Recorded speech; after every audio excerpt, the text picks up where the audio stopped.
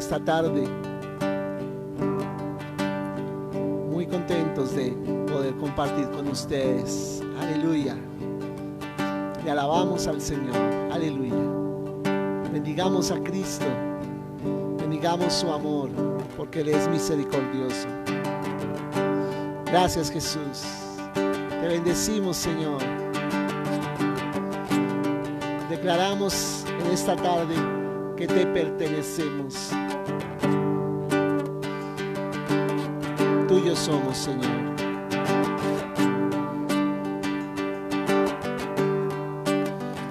Aquí estoy, por siempre en tus manos. Vivo en tus promesas que escribiste en mí. Tuyo soy, totalmente rendido. Me has dicho que soy tuyo, dándome tu hogar.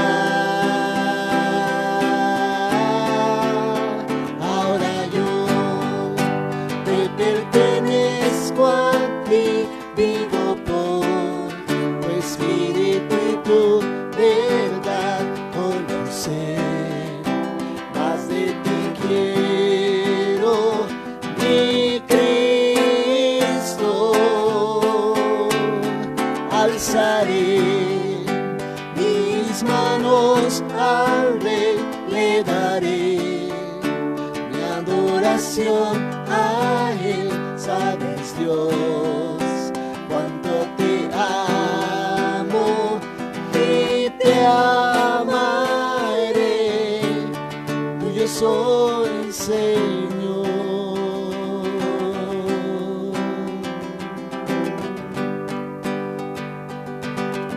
Dile al Señor: aquí estoy, por siempre en tus manos. Vivo en tus promesas que escribiste en mí. Tuyo soy, totalmente rendido. Me has dicho que soy tuyo, dándome tu hogar. Ahora yo te pertenezco a ti, vivo por tu espíritu y tu verdad. Conocer más de ti quiero, mi Cristo. Alzaré mis manos al Rey, le daré mi adoración a Él. Sabes, Dios, cuánto te amo y te amaré.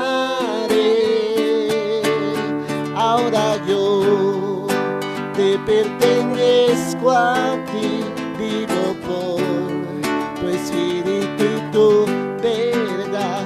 Conocer más de ti quiero, mi Cristo. Alzaré mis manos al Rey, le daré mi adoración a Él. Sabes, Dios, cuánto te amo y te amaré. Tuyo soy, Señor.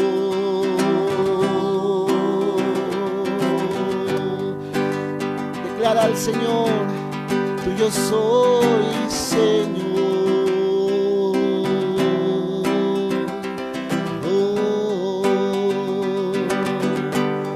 Tuyo soy, Señor.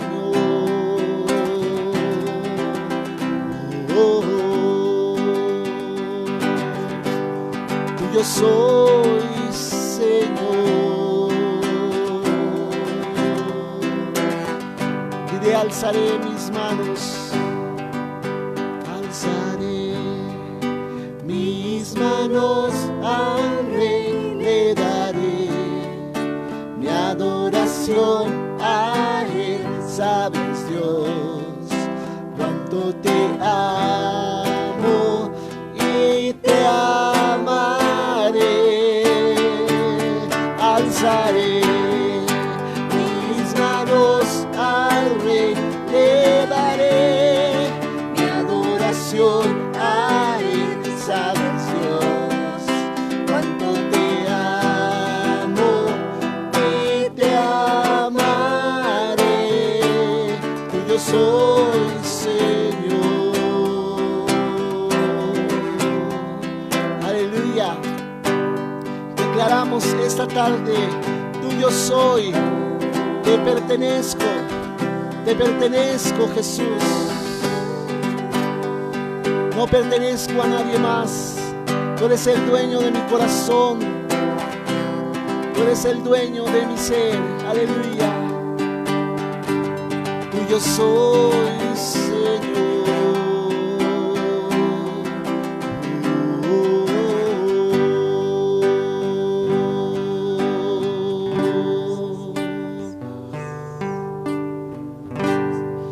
Aleluya, gloria a Dios. Aleluya, buenas tardes a todos. Qué bueno es alabar el nombre del Señor y bendecirlo y exaltarlo por lo que es.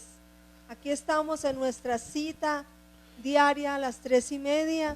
Les damos la bienvenida y esperamos que sientan el olor del pan fresco, de la palabra del Espíritu Santo. Así es de que vamos a estar compartiendo en esta tarde. Amén. Pastor. Gloria a Dios. Muy dispuestos a compartir la palabra del Señor, sabiendo que cada vez el Señor tiene algo nuevo para nosotros. Como dice mi esposa, algo fresco que impartir a nuestras vidas, que pueda fortalecernos, que Amén. pueda enfocarnos en aquello que el Señor quiere que nosotros sigamos desarrollando en este tiempo. Y aunque estamos nosotros allí confinados en nuestras casas, no dejamos de estar activos, no dejamos la dinámica de la iglesia, no dejamos de estar haciendo lo que el Señor nos llamó a hacer en cuanto a la extensión de su reino. Y gracias le doy al Señor por cada uno de mis hermanos, los miembros de la congregación y los amigos que se comunican con nosotros, que están allí unidos con nosotros, a pesar de encontrarse en otros lugares, están escribiendo allí, están apoyándonos, están fortaleciendo este tiempo de transmisión a través del Facebook. Bendecimos al Señor. Amén. Qué rico tener personas amadas y aún personas que no conocemos, no tenemos ni idea, que nos escriben y se comunican con nosotros allí de otras naciones. Bienvenidos sean. Que esta palabra sea una palabra que caiga en una tierra buena y que dé fruto, fruto abundante. Amén. Así es. Vamos a ver Efesios capítulo 4. Y en Efesios capítulo 4 encontramos, dice el título aquí de la versión Reina Valera, la unidad del Espíritu. Me encanta este pasaje que habla acerca de la iglesia de Cristo, de cómo debemos nosotros comportarnos y hablando de todo esto de comunión y todo esto que en días pasados hemos hablado.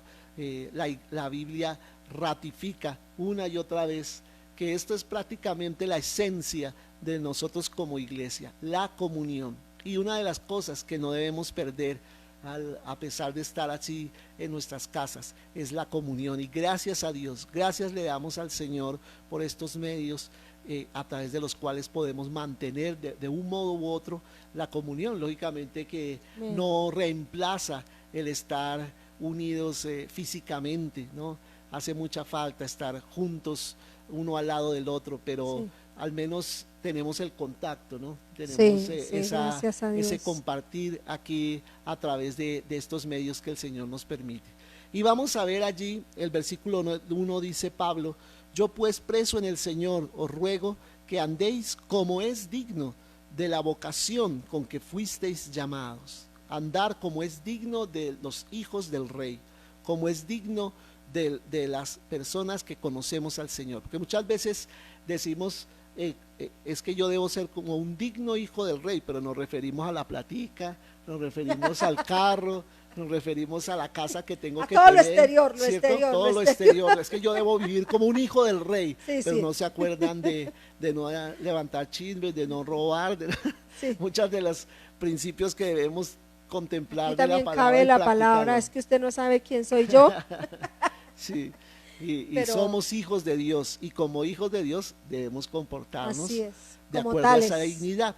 Y dice sobre todo aquí, conforme a la vocación con que fuisteis llamados, ¿no? Con que fuisteis llamados, de acuerdo a como el Señor te ha asignado que debes ser, porque tú y yo tenemos una asignación divina.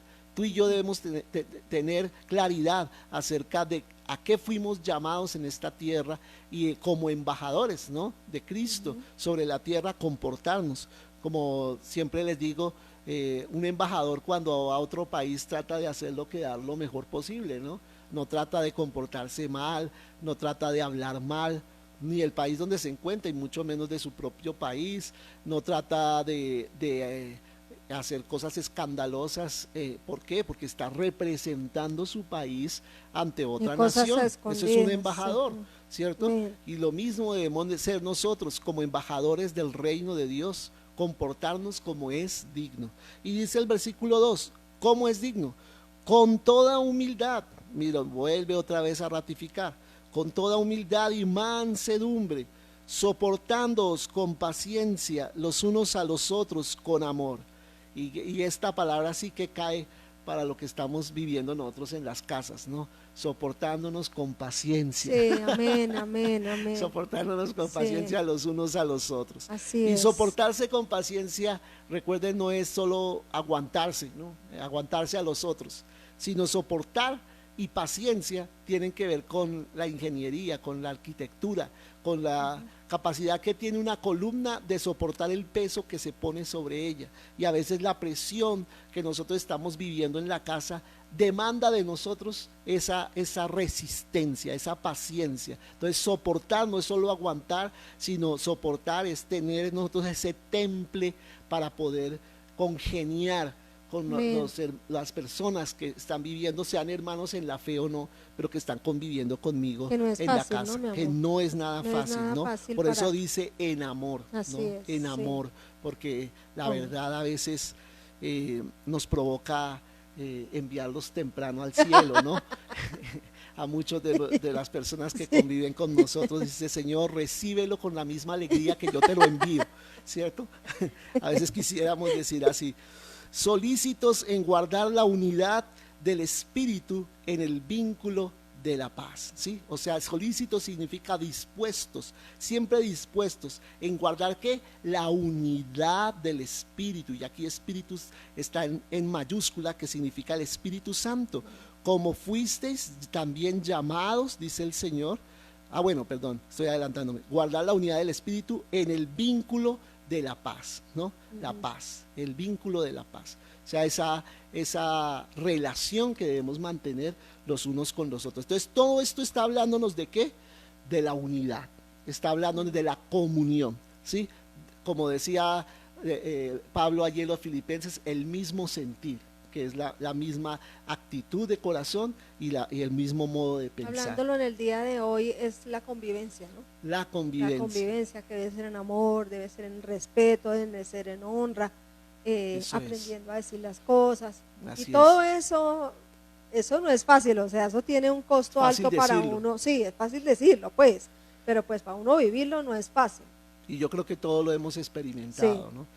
Y dice allí el versículo 4, un cuerpo, ahí está hablando claramente la unidad, un cuerpo y un espíritu con mayúscula, que es el Espíritu Santo, como fuisteis también llamados en una misma esperanza de vuestra vocación. Gloria a Dios, en una misma esperanza, que es la venida del Señor, que es que el Señor viene, ¿cierto? En esa misma esperanza. Y dice también, un Señor, que es Jesucristo, una fe, un bautismo, amén, un bautismo, o sea, se refiere a cuando fuimos injertados en el cuerpo de Cristo, un Dios y Padre de todos, el cual es sobre todos y por todos y en todos. Me encantan esas palabras, como ratifican. Dios es el elemento cohesionador, el que une toda la iglesia.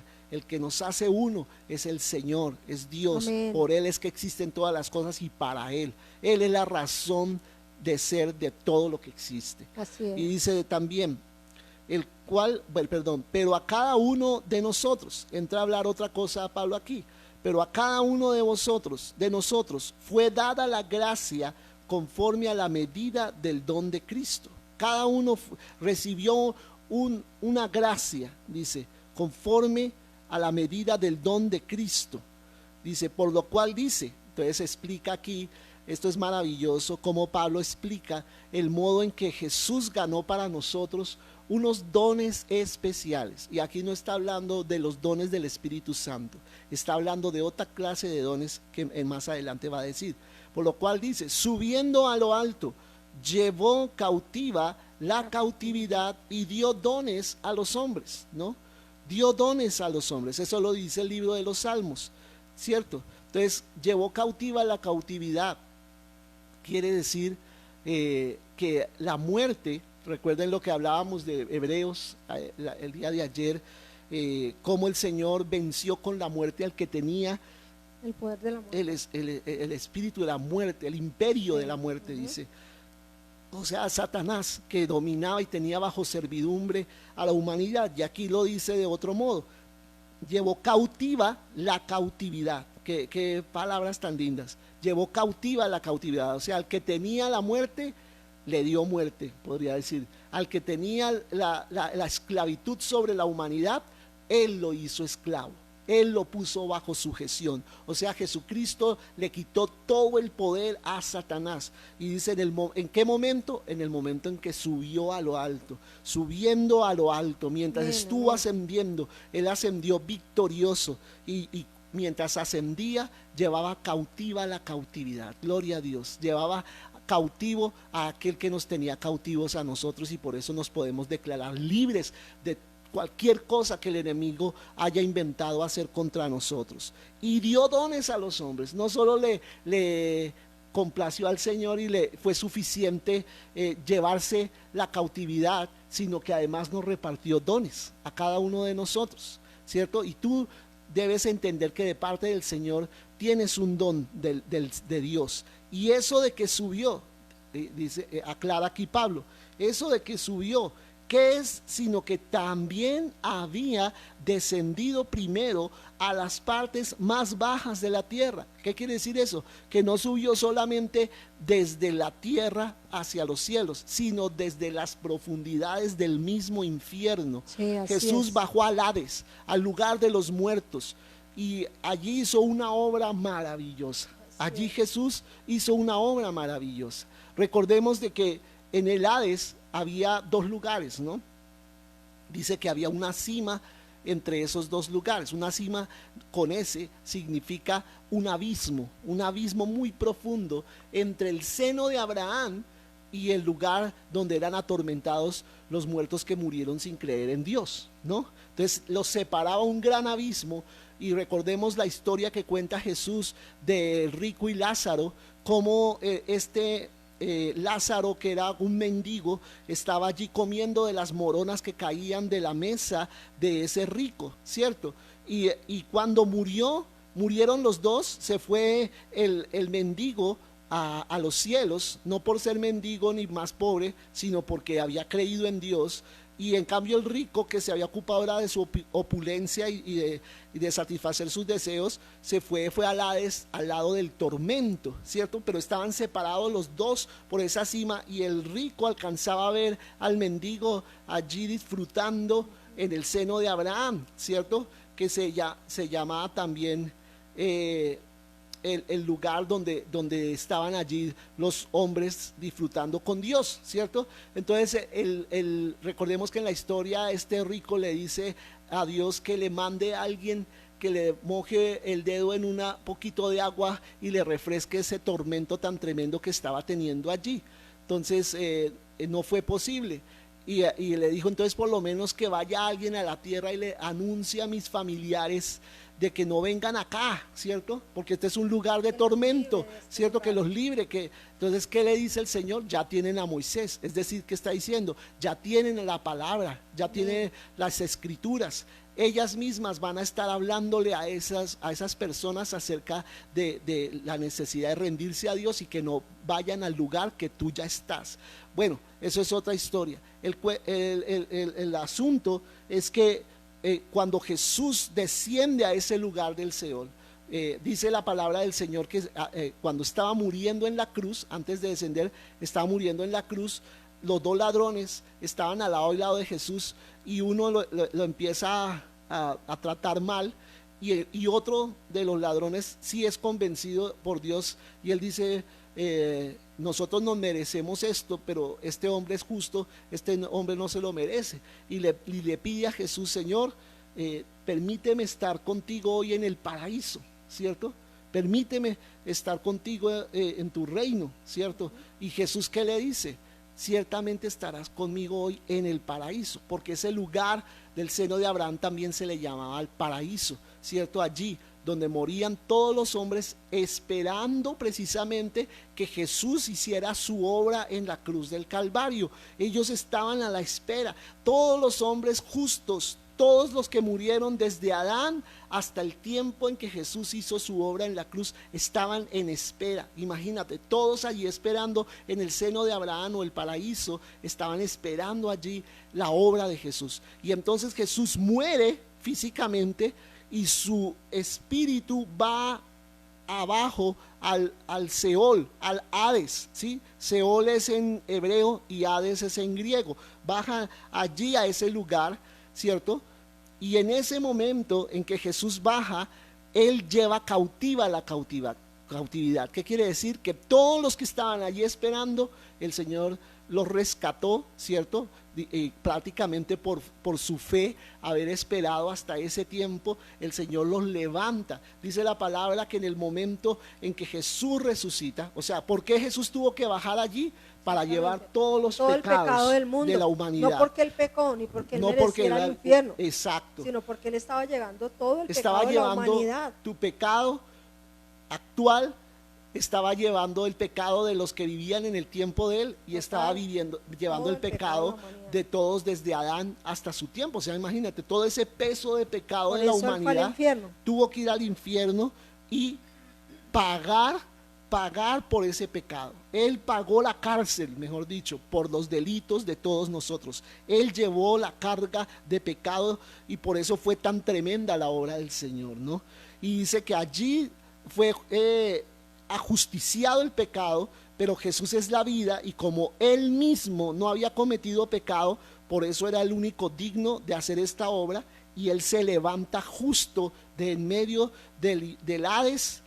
Y no se va directamente a los cielos, sino dice que con él se levantan todos los espíritus de los santos, ¿cierto? Se levantan y se les aparecieron a muchos, dice Mateo, que se les aparecieron a muchos en la ciudad, en Jerusalén, se aparecieron muchos y Jesús estuvo 40 días más, ¿no? Con los discípulos. A Jesús. La muerte no pudo retenerlo porque Él es la vida. Dice la palabra, Él es el camino, la verdad y la vida. Entonces Jesús sale victorioso y a los 40 días de estar caminando sobre la tierra es que Él se levanta y asciende a los cielos. Amén. En victoria. Y los espíritus de los justos también se levantan y entonces se lleva cautiva la cautividad, ¿cierto? Y se lleva a todos los santos ya no a vivir a ese seno de Abraham, a ese paraíso, sino directamente a los cielos. Y ahora todos nosotros, los que morimos o los que podamos experimentar la muerte física aquí sobre la tierra, ya no nos vamos a ese lugar de espera, ya nos vamos directamente a los cielos, a la presencia del Señor, porque Jesucristo ya hizo la obra. Por eso era tan importante que esto pasara, ¿no? Y repito el versículo 9. Y eso de que subió, ¿qué es? Sino que también había descendido primero a las partes más bajas de la tierra. Aleluya. Y dice, el que descendió es el mismo que también subió por encima de todos los cielos para llenarlo todo, para llenarlo todo. O sea, Jesucristo subió a los cielos para ser el que completaba todo lo que había que completar. Amén. Oh, gloria a Hermoso, Dios. hermoso. Entonces dice el versículo 11, y él mismo constituyó a unos apóstoles, a otros profetas, a otros evangelistas, a otros pastores y maestros. Él mismo los constituyó. Entonces, estos son los dones que dice el Señor, o que dice aquí la palabra, que Dios dio a los hombres, y dio dones a los hombres. ¿Cuáles dones? Los 5 ministerios, ¿no? Los 5 ministerios. Estos 5 ministerios también se les denomina los dones de Cristo, ¿no? Los dones de Cristo, porque son regalos. La palabra don significa un regalo, y yo quiero decirte a ti que el pastor que tú tienes, el evangelista, el profeta, el maestro, el apóstol, son regalos de Dios para la iglesia. Y si tú tienes un ministerio de estos, eres un regalo de Dios para la iglesia. Eres un don precioso, un don dado por Dios a la iglesia para bendecir la iglesia. Amén. Eso es lo que significa. Y bueno, si nos metemos a explicar cada uno de estos dones, sí, eso es una enseñanza demasiado extensa. Pero ¿para qué el Señor dio los ministerios? ¿Con qué propósito? Entonces lo dice el versículo 12, a fin de, o sea, con el propósito de perfeccionar a los santos para la obra del ministerio, para la edificación del cuerpo de Cristo. ¿Para qué dio Dios los dones a los hombres? ¿Para qué dio Dios los ministerios a los hombres, a la iglesia de Cristo? Para perfeccionarte, para perfeccionarnos, para perfeccionar a los santos. ¿Cuántos de nosotros hemos tenido pastores, hemos tenido maestros en nuestra vida que nos han ayudado tanto, ¿cierto? Y de pronto algunas de sus enseñanzas, como que decimos, eso como que no es para mí, pero sabemos que es para nosotros. Y nos incomodan algunas cosas que nos dicen. A veces nos parece como si le hubieran hablado de nosotros, porque habla tantas cosas que son tan directas, y es el Espíritu Santo revelándoles cosas. ¿Para qué?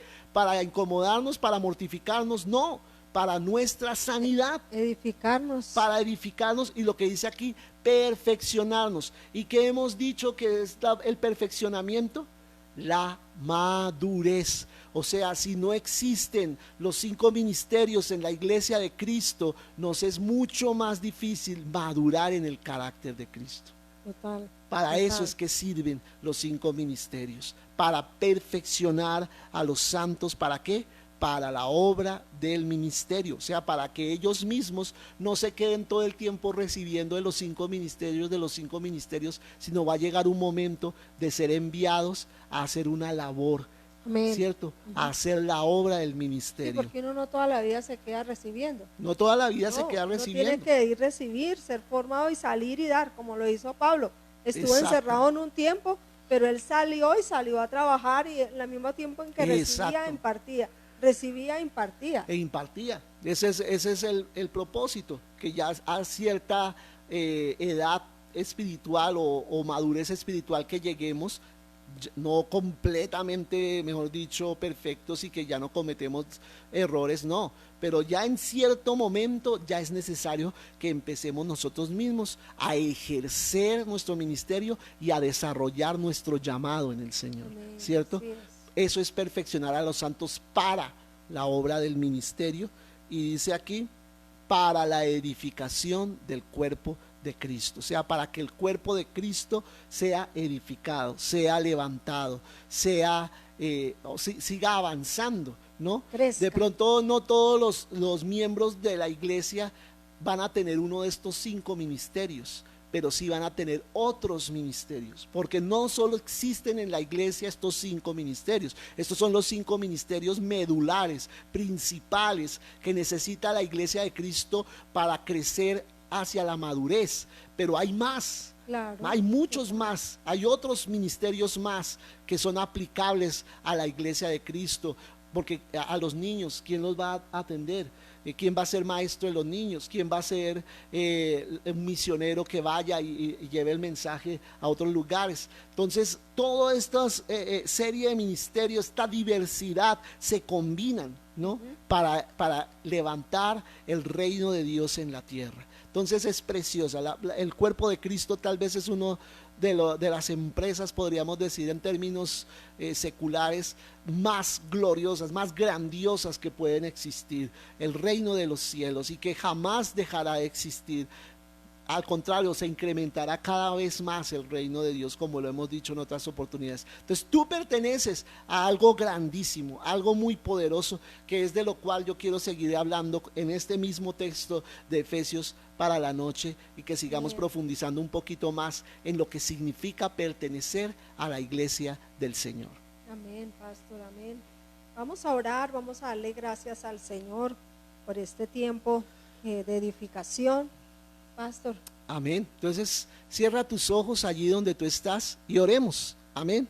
Y dedica tu vida al Señor. Dedica tu vida al Señor y dile: sí, Señor, yo estoy consciente que tengo un llamado de parte de ti, y no quiero pasar por la tierra sin haber ejercido ese llamado.